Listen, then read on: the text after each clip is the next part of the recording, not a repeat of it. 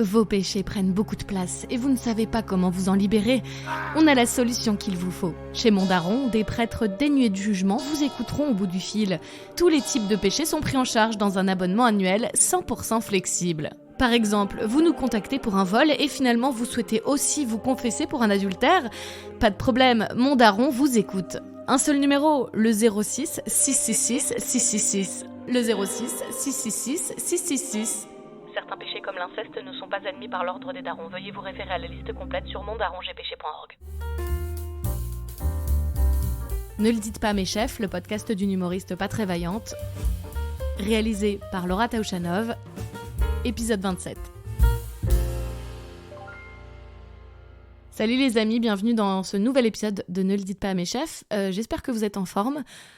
Moi ça va, mais je suis prise d'un sentiment très envahissant cette semaine. C'est le sentiment que je parle que de moi sur ce podcast et ça me gêne. Genre j'ai envie de m'effacer, de vous donner un peu la parole, quoi, merde. Mais en même temps c'est tout le concept du podcast, donc si j'arrête de parler ça va donner ça.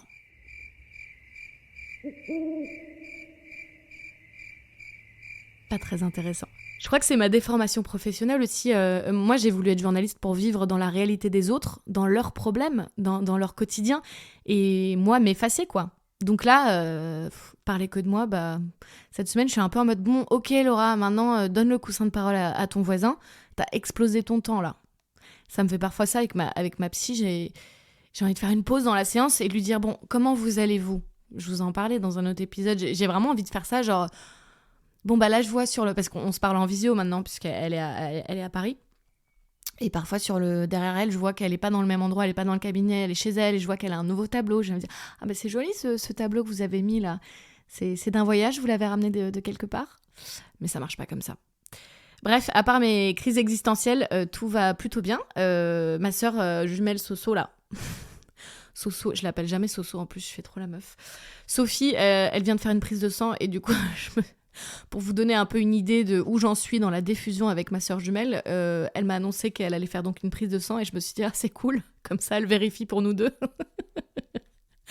Alors qu'on n'a pas exactement le même train de vie, donc en fait si son sang va bien, ça veut pas forcément dire que mon sang va bien. Quoi d'autre ? En ce moment, je me sens un peu comme une pédophile dans les parcs parce que, je sais pas, j'aime trop regarder les enfants jouer et parfois je poste des stories où on les voit jouer et je sais pas, ça me rend trop heureuse, je trouve que c'est doux et c'est joli comme image et je me dis mais si les parents me voient, après je fais en sorte de les filmer souvent de dos ou de loin, enfin tu vois, pour qu'on les identifie pas, mais je me dis si les parents me voient, je suis sur mon banc là à l'ombre d'un chêne avec mon portable là, je suis en train de les regarder, les petits gosses là, c'est bien là sur ta trottinette, c'est joli, je me dis mais qu'est-ce qu'ils doivent se dire, heureusement que je suis une femme, je pense que ça passe un peu mieux. Que vous dire d'autre ? Mon week-end d'anniversaire pour mes 30 ans approche. J'ai commencé à le prévoir tellement tôt. Je crois en septembre, je regardais déjà les endroits que je pouvais louer. Et du coup, là, ça me fait trop bizarre de savoir que c'est dans moins d'un mois. Du coup, je commence à m'organiser, à organiser tout ça parce que je veux que tout soit parfait. Je suis trop contente. Je le vois vraiment comme... En fait, j'aime trop ma vie. Mais j'aime trop ma vie parce que j'aime les personnes aussi qui sont dedans. Et du coup, ce week-end-là, je le vois comme l'opportunité de leur dire merci, quoi. Merci d'être vous, merci d'être là, même si vous n'y êtes pour rien, vous êtes vous parce que vous êtes vous, hein. Mais merci, quoi. Donc, donc je me chauffe un peu pour faire un truc cool, quoi. Et donc, l'autre jour, j'étais à Paris et je suis allée en cave goûter du vin pour acheter des cartons. Et c'était grâce à un plan, en fait c'est un mec que j'avais vu, que j'avais croisé sur Tinder, on s'était jamais organisé de date, je ne sais plus pourquoi, et si tu écoutes ça tu pourras peut-être me le dire, et le mec il bosse dans le vin et donc il m'a contacté en me disant écoute moi j'ai des prix en cave, si jamais tu veux passer par moi pour ton anniversaire, pas de problème. Donc je l'ai rejoint dans une des boutiques et genre je goûtais mon vin et tout. Et j'aimerais bien quelque chose d'un petit peu plus minéral pour le deuxième soir. Pour l'apéritif du premier soir, quelque chose d'un petit peu plus fruité. Non mais en fait, je vous jure, j'ai vraiment l'impression que je vais me marier, mais seule. Genre, je fais tout ce que les couples font avant un mariage, mais je le fais seule. Genre même le lieu du week-end, c'est un petit château où justement ils font des mariages. Mais je disais ça à une pote qui m'a répondu « Mais non, on se marie avec toi !» J'ai adoré cette image, même si moi et mes névroses du sommeil, ça m'inquiète un peu la perspective de partager mon lit avec 35 personnes jusqu'à la fin de ma vie. Bref, donc si je me marie jamais, on dira que j'ai quand même eu un petit aperçu de ce que c'est. Et ma mère, en tout cas, elle commence à perdre espoir. Il y a une bague, je crois, de sa grand-mère que je veux depuis que je suis petite. C'est un tout petit anneau tout fin, tout mignon, en or, avec plein de petits diamants incrustés dessus. C'est super joli, elle est vintage. Enfin, tu sens qu'elle a du vécu. Et je sais pas, cette bague, j'obsède. Elle m'obsède depuis que je suis petite. Je le crie sur tous les toits que je la veux, qu'elle est pour moi. Genre, je me suis autoproclamée héritière de cette bague. Et j'ai toujours dit, maman, tu te débrouilleras pour dire à mon mec qui a déjà une bague de fiançailles qui est prête. Donc cette bague dans ma tête, ça a toujours été ma bague de fiançailles. Et l'autre jour, quand c'était mes 30 ans, j'ai eu un petit doute, je me suis dit, oh, est-ce qu'elle va m'offrir cette bague ? Et elle m'a dit, bah non, je vais quand même te la garder un peu de côté encore, on sait jamais si tu te maries. Ouais, on sait jamais, ouais. Ça fait vraiment genre, bon, bah allez, on te laisse encore 2-3 ans, et puis bon, bah... pour tes 34 ans, je te donnerai la bague, parce qu'il y a un moment, il va falloir aussi se rendre à l'évidence.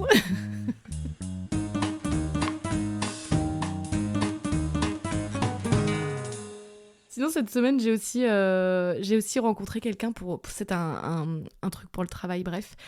Et ça m'a fait trop rire. Je pense que cette personne écoute mes podcasts. Enfin, je suis pas sûre, mais en fait, c'est pas la première fois que ça m'arrive que quelqu'un que je ne connais pas et qui plus est que je rencontre dans un contexte quand même pro me parle de choses méga intimes, sa vie sexuelle, du cul, des trucs. Et je me dis, mais en fait, la Laura du podcast, c'est pas forcément la Laura dans la vie, quoi. Il y a un décalage du coup entre ce que les gens s'imaginent de moi et la personne que je suis dans la vie, parce que du coup j'étais un peu en mode oh waouh, ok, ok, tu baisses pas en ce moment, d'accord, ça marche.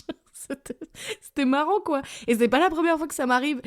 Et je sais que ça va être dur de me croire, mais dans la vie, moi j'aime pas trop avoir l'attention sur moi. Je suis pas comme dans ce podcast, quoi.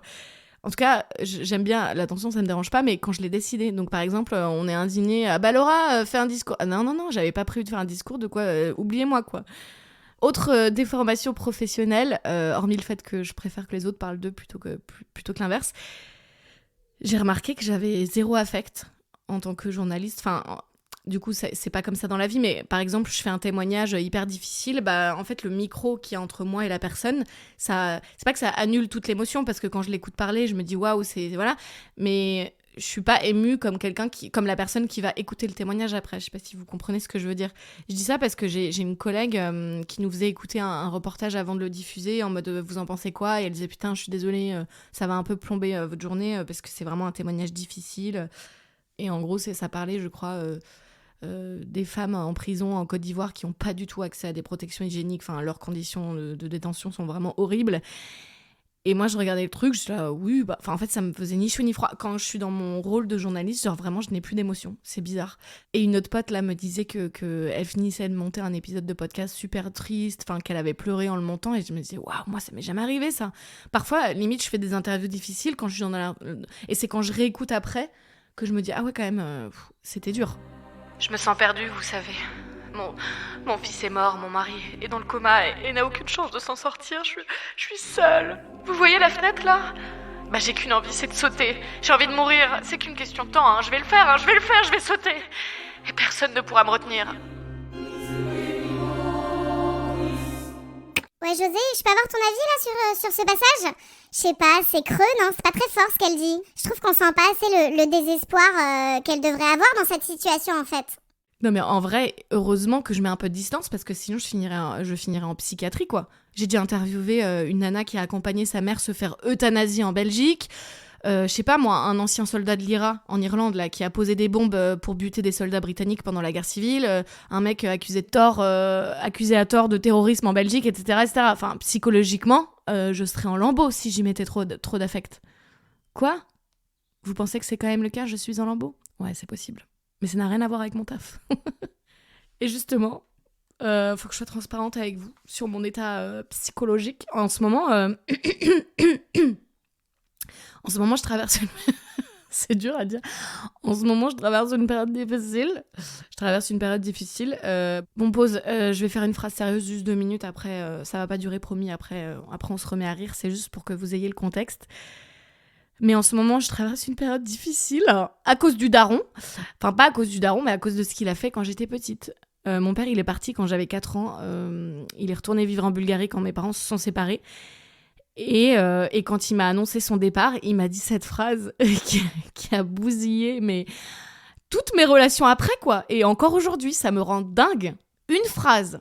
Laura, Sophie, il faut que je vous dise. Je retourne vivre à Sofia. Ah mais pourquoi papa? Moi je veux que tu restes avec moi. Les filles, vous savez, j'ai rien qui me retient ici. J'ai rien qui me retient ici. Allez, bim! Comment créer une peur de l'abandon en 2 secondes et demie? Et ça me poursuit encore aujourd'hui, genre je revis des sentiments, des sensations d'abandon quand il n'y en a pas, quand il n'y a pas d'abandon. Pour avoir un abandon, il faut qu'il y ait eu quelque chose. Et ben moi, même quand il y a du vent, je me sens abandonnée par le vent. Voilà, dans ce vide, dans cette tristesse, cette angoisse, dans un contexte qui n'a rien à voir. C'est-à-dire que je vais me sentir rejetée pour des trucs, mon gars, mais laisse tomber. Je parle au téléphone avec un collègue, le feeling passe bien, je me dis « Ah, bah il pourrait peut-être y avoir un truc ». Pas de demande au mariage au moment de raccrocher ? Abandon. Non mais toi et mon père, vous êtes les mêmes, hein. Pas de différence. J'ai vu mon mec samedi soir et il est pas dispo le dimanche après-midi pour aller se balader ? Ah ouais ? Bah c'est une rupture. Je me sens larguée. Je fais le deuil de la relation dans mon coin, hein, sans lui en parler. En chialant toutes les larmes de mon corps, en mode c'est fini, comment je vais faire pour vivre sur lui maintenant, gna gna gna gna gna. Et le mec il comprend pas, il revient du foot, moi j'ai la gueule en vrac, je suis en deuil d'une relation qui ne s'est pas terminée, je suis abandonnée.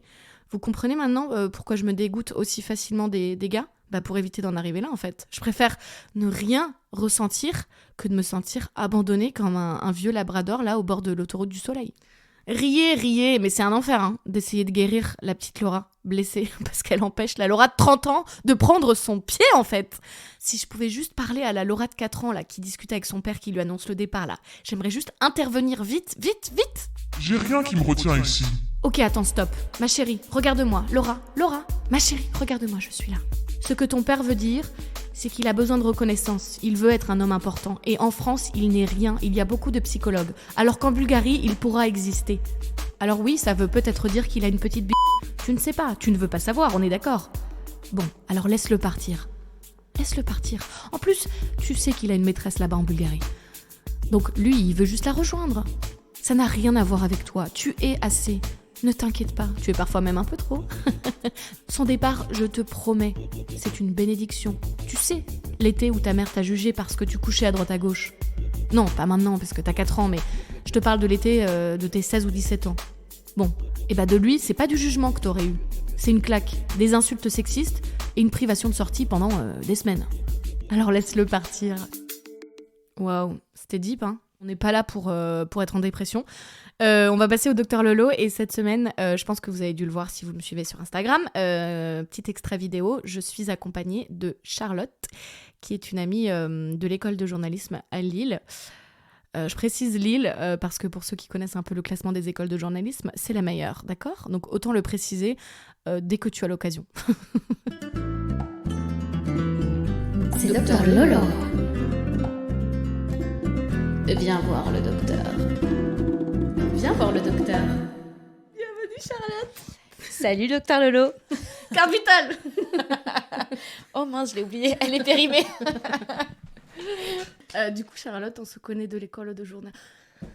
Pas d'accent du Sud. On a un problème, c'est qu'on n'arrête pas de parler avec l'accent du Sud, alors qu'on n'a jamais vécu dans le Sud. T'as déjà vécu dans le Sud ? Non, j'ai 2 mois seulement. C'est pas assez. Je viens pas j'ai pas pris l'accent 2 mois. Donc on se connaît de l'école de journalisme. Voilà, petit défi de cette année, je vais faire un voyage solo, sauter le pas quoi. Et ça a super bien marché. C'est super. Donc là, comme vous voyez, je suis très très solo à l'aventure, toute seule en Irlande, où j'ai atterri chez Laura. Tu voulais te faire tes premières vacances toute seule, mais t'as choisi comme destination un endroit où tu connaissais quelqu'un. Non, mais je me suis dit, je contacte Laura comme ça, peut-être qu'elle sera pas là. Bon, si elle est dans le coin, à la base, mon premier message, c'était en mode, si t'es dans le coin, on boira une bière. Mais en fait, ça se trouve... En fait, tu voulais juste être poli au cas où je te croise par hasard et que tu m'as pas prévenu. En fait, t'avais pas du tout prévenu. Mais non, pas du tout. Moi, j'étais là, genre, je voulais pas te déranger, en fait. Tu vois, je voulais pas être la meuf qui s'impose. Après, là, bien sûr, t'es arrivée, toutes tes propositions, j'ai adoré, bien sûr. Bien sûr, voilà. Et bon, là, faut que je dise que ça arrive la partie plus solitaire du voyage. Et ça va être dur. Donc là, on a passé 2 jours ensemble. Et maintenant, moi, je vais à Belfast pour le couronnement du roi Charles III. Eh oui. Et du coup, ça nous amène à la question du docteur Lolo. Alors voilà, moi, je voulais consulter le docteur, justement, pour lui demander... Par contre, carte vitale. Je te l'ai dit, je l'ai pas. Gênant. Pour demander au docteur, justement, voilà, comment faire face à cette solitude et surtout, comment l'apprécier finalement. Comment apprécier le fait d'être seul, c'est ça que Tout j'ai à fait, entendu. exactement. Ce qui va suivre n'a aucun lien avec ta présence chez moi. Ok, d'accord. On oublie le fait que tu es chez moi. No d'accord change. J'adore être seule. Non, mais je comprends tout à fait ton sentiment. Parce que tu me disais hier que toi, t'aimais pas du tout être seule. Enfin, c'est pas quelque chose qui te fait kiffer, quoi, c'est ça? Non. Ouais, non, j'ai beaucoup de mal. En fait, j'adore être entourée, faire tout le temps des trucs. Et j'ai un peu l'impression que souvent, ce que je peux faire toute seule a moins de valeur que si je le partageais avec quelqu'un, quoi. Alors déjà, ça, c'est très mignon. Premièrement. Moi, j'étais grave comme ça avant. Avant, j'ai un tableau Excel dans mon téléphone où je notais toutes mes piges, tous mes employeurs. En fait, le lundi, j'étais, je sais pas, moi, chez Europe 1, le mardi chez RMC, le jeudi chez Radio Classique, bref. Et donc, je mettais des codes couleurs par radio. Et le soir, je mettais des codes couleurs par activité. Ah oui. Verre avec machin, resto avec machin. Et il fallait que tout soit rempli. Il fallait qu'il n'y ait aucune case blanche. Et ça me stressait si j'avais rien de prévu un samedi soir à rien foutre. Ah ouais. Hors de question. J'étais en coloc. Je détestais... Enfin, c'est pas que je détestais être seule. Si, je détestais être seule. Et aujourd'hui, j'ai hâte que tu t'en ailles.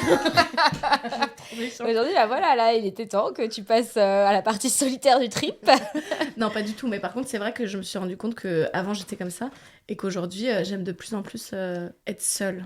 Et quel a été le déclic, docteur? La thérapie. Non, mais c'est vrai.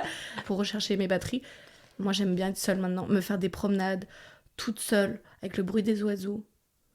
Écouter le vent qui caresse mes cheveux. Tout ça pour dire que ça peut changer. Et tu voulais aussi me parler de ta coloc. Oui, parce que l'autre raison pour laquelle je me sens assez seule en ce moment, c'est que je sors d'une coloc avec ma meilleure amie. Et donc depuis... C'est une forme d'abandon. C'est clair. Oui, mais en même temps, j'arrête, c'est une forme d'abandon. Non, elle avait besoin de vivre seule, ce que je comprends totalement en tant qu'amie et que je pense amicalement que c'est en effet bien pour elle. Mais voilà, personnellement, il y a l'amie que je suis et puis il y a la personne que je suis et comment ça change ma vie. Et c'est vrai que revivre toute seule, ça a été aussi... c'est pas une partie de plaisir actuellement. Donc ce qui fait que je me suis un peu dit dans un truc, voilà, il faut réussir à reprendre ta vie en main et donc partir en Irlande solo. Et c'est un success. Quand je vivais avec Delphine, j'appréhendais un peu ce moment où elle allait partir, cette conversation où elle allait m'asseoir autour de la table en mode « Bon, Laura », et je sentais qu'elle allait pas me dire « Qu'est-ce qu'on regarde ce soir à la télé ?» quoi. Ouais. Bon, Laura, j'ai décidé de partir. Enfin, cette conversation, j'y Ouais. pensais pas tout le temps, mais j'avoue, je l'appréhendais un peu. Et c'est moi qui l'ai quittée parce que je suis partie en Irlande.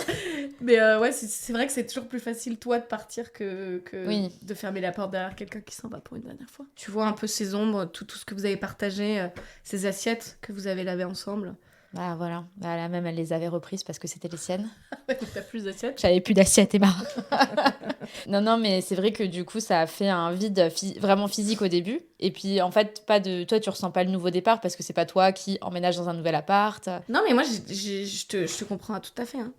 Avant, j'ai vraiment la fin des week-ends. Pour moi, on me proposait de partir en week-end. J'étais là, bah oui, cool, partons en week-end, partons en vacances. C'est juste que je sais que je vais être triste après, quoi. Mais c'est trop ça. En fait, limite, parfois, j'ai vraiment plus envie de faire des week-ends pour pas vivre ce dimanche soir où tu reviens toute seule et chacune rentre chez son mec. Et toi, t'es là toute seule comme une conne en te disant, voilà, je retrouve ma petite vie toute seule. J'étais comme ça avant. Avant, j'étais la seule à chialer, à être triste en rentrant de colo ou enfin, pas de colo parce que j'en faisais pas. J'ai un peu pimenté là. Parfois, j'ai des relents de piment d'Espelette. Pas de colo, parce que parents divorcés, parlons-en de l'injustice des parents divorcés, tu pars pas en colo parce que t'es un mois chez l'un, un mois chez l'autre. Ouais, j'ai jamais fait de colo non plus et mes parents sont toujours ensemble. Tu faisais quoi pendant 2 mois l'été? Je sais pas, je partais Tu traînais dans la rue? Je traînais. Tu jouais avec un bâton et un pneu? Non, je sais pas, c'est que ma tante était maîtresse d'école, donc elle pouvait s'occuper. T'allais laver les carreaux des classes. Exactement, voilà. Comme moi avec le cabinet de mon père l'été. Il nous emmenait laver les vitres. Ah ouais, sympa. Quand j'étais petite et que du coup on faisait des vacances ou des trucs, j'étais trop triste en rentrant, il y avait un vide. Et là, je l'ai plus du tout. En fait, ce docteur Lolo, c'est pour... Ah mais Charlotte, je me vois il y a quelques années, c'est fou. Mais grâce à toi, je vois combien je vais bien. Donc non, ça fait vraiment, ça rebooste, hein, le docteur Lolo. Non, Je mais vois c'est que le chemin est encore long pour moi. Super, Laura. Regarde, en fait, je suis ton objectif. C'est C'est vrai. ça que tu veux atteindre. Non, mais c'est vrai, c'est vrai. Pas du tout. Si, Non, mais c'est hyper inspirant. C'est juste pour te dire que, en gros, je pense que ça peut changer. En fait, c'est aussi parce que quand t'es seule, tu peux rêver. Moi, je rêve beaucoup, mais éveillée. Hein. Donc, parfois, j'aime bien m'installer sur un rocher sur la plage et je suis comme as. Et du coup, quand t'es tout le temps avec des gens, tu peux pas aller dans tes songes, Oui, c'est vrai. tu vois. Et donc, c'est important. Ma psy, elle me disait toujours ça. C'est important d'être seule pour vaquer à vos rêveries. Et j'étais là, quoi? Mes rêveries. Et en fait, c'est vrai. Tu me donnes beaucoup espoir, docteur. Et T'es au pied de la montagne. je suis un peu au pied de la montagne, ouais. Là, tu viens de découvrir à quel point la montagne était haute. Prochaine étape, L'escalade. on On l'enjambe. l'enjambe. Non, on l'escalade. J'escalade, je l'enjambe, je Là, la tu, saute. là, tu sautes. Là, on visualise la montagne. Bon, elle est un peu plus haute qu'on pensait, c'est vrai. Ok, bon, bah, elle est haute. Et qu'est-ce qu'on fait maintenant, Charlotte? Contemple tes difficultés pour l'instant, c'est ça? Exactement, et j'essaye d'y aller un pas après l'autre. En soi, tu vois, écoute, voilà Laura, moi je regrette pas d'être venue quand même ici. On dira à personne qu'on s'est vu. Alors, que je suis venue chercher à l'aéroport, tu diras que t'as tout fait toute seule en stop, Voilà. que tu t'es débrouillée seule que je me suis débrouillée seule, j'ai rencontré plein de gens. à l'auberge. À l'auberge. Non, voilà, sachez que j'ai fait ce voyage seule et que ça m'a fait beaucoup de bien d'être à l'intérieur de moi avec moi-même. Et tu sais que les 2 prochains jours, si tu t'ennuies, tu m'appelles. Ah bah oui. Non, c'était trop cool, merci docteur. Tu m'as donné courage, docteur. Dans ce cas, ma mission est accomplie. Au revoir, Charlotte. Bonne route. Le sentier de la solitude T'attends. t'attend. Drop the mic. Non, drop pas parce qu'il coûte cher. Drop pas the mic. Drop pas the mic. Ou Feel drop the le mic. Drop le. Allez, drop the mic. Et je le rattrape.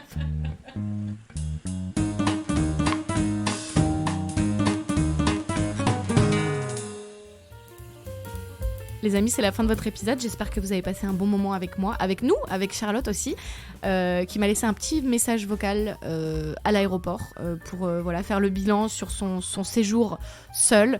Voilà, est-ce qu'elle a survécu? On va voir ça dans une seconde. Si ça peut vous aider peut-être à sauter le pas et à voyager seule, je ne sais pas. En tout cas, elle a survécu puisqu'elle m'a envoyé un message. Nous, on se retrouve la semaine prochaine. Voilà, j'attends toujours vos petits vocaux, vos petits Docteur Lolo. Comme vous voyez, je suis un médecin un peu toxique, mais c'est ça qu'on aime.